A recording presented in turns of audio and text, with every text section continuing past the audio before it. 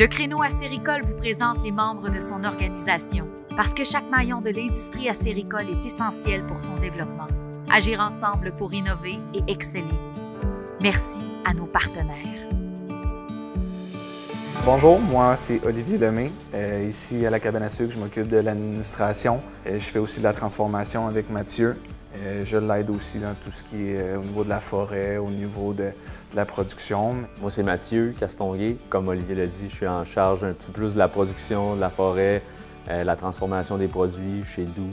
En fait, Doux a commencé il y a 1 an, mais à la base, c'est une entreprise familiale de plus de 20 ans. Mes parents et moi, on commençait à commercialiser puis à produire du sirop d'érable.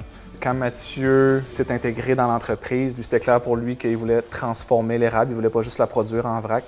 Donc, j'ai dit « OK, j'embarque avec toi », puis on pensait à beaucoup de choses avec ce qu'on pourrait faire avec l'érable.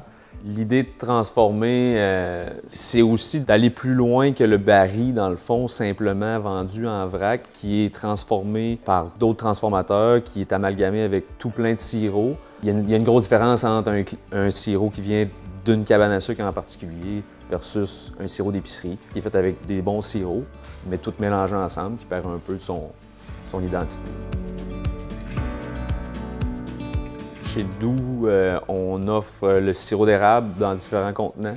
On a aussi le beurre d'érable, la gelée d'érable sous 5 saveurs, dans le fond. Ça, c'est ce qui est vendu directement au consommateur. Là. On a aussi développé pas des gammes parce que ça existe déjà, mais on offre le produit pour transformateurs, là, dans le fond, les restaurants, ceux qui ont besoin de plus gros volumes. Notre mission, c'est vraiment de faire que l'idée de l'érable, c'est pas 1 mois dans l'année, c'est toute l'année l'érable.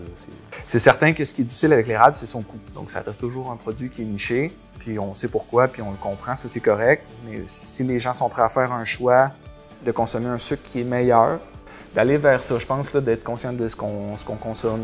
On dit souvent, nous autres, là, tant qu'à consommer un sucre, bien, consomme-en un bon.